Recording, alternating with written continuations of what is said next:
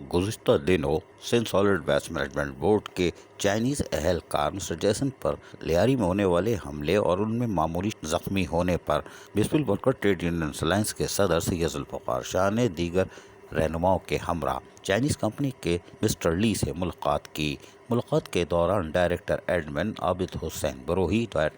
اور ٹرانسلیٹر زاہد حسین جہاں موجود تھے، وہیں پر peaceful worker trade union alliance کے صدر سید ذوالفقار شاہ نے مسٹر لی سے افسوسناک واقعے پر ہمدردی کا اظہار کیا اور کہا کہ وہ اور ان کی یونین کے تمام لوگ اس واقعے پر شدید غم و غصے کا شکار ہے۔ ان کے ساتھ ایسا نہیں ہونا چاہیے تھا، وہ تو اپنے روٹین کے کام پر نکلے تھے، تاہم Sindh solid waste management board کے ساتھ ہم کھڑے ہوئے ہیں اور واقعے کی پرزور مذمت کرتے ہیں، اور ہم Sindh solid waste management board اور چائنیز کمپنی کے شانہ بشانہ ہیں جو ہمارے ساتھ مل کر شہریوں کی خدمت کرتے ہیں۔ تاہم واقعہ انتہائی افسوسناک ہے۔ اس موقع پر peaceful worker trade union alliance کے رہنماؤں نے باقاعدہ جلد صحت یابی کے لیے دعا بھی کی تاکہ مسٹر جیسن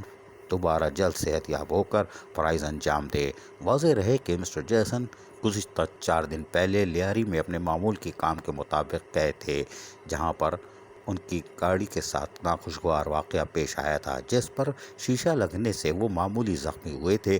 تاہم خوش قسمتی سے وہ محفوظ تھے، جس کے بعد سے peaceful worker trade union alliance نے واقعے کی شدید مذمت کی تھی اور آج مسٹر لی سے ملاقات کر کے یقینی طور پر ان کے ساتھ ہمدردی کا اظہار کرتے ہوئے ان کو ہر ممکن تعاون کی یقین دہانی کروائی۔ Peaceful worker trade union alliance ہو یا دیگر یونین یقیناً Sindh solid waste management board کے ساتھ دامن چولی کا ساتھ ہے، لیکن چائنیز بھی قابل احترام ہے، اس لیے کہ ان کے جان و مال کی حفاظت بھی ہر پاکستانی کا فرض ہے۔ ایسا خوشگوار واقعہ آئندہ نہ ہو، اس کے لیے یقیناً قانون نافذ کرنے والے ادارے بھی یقینی طور پر حرکت میں ہیں، لیکن آج تمام یونینز اور تمام ملازمین مسٹر جیسن کے ساتھ کھڑے ہیں، اس لیے کہ یہ واقعہ انتہائی قابل مذمت ہے۔ عزیز عارف، KBS بلدیاتی نیوز کراچی۔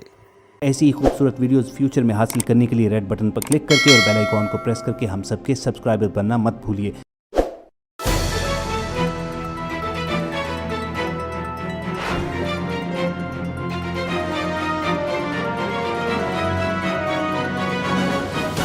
KBS بلدیاتی نیوز۔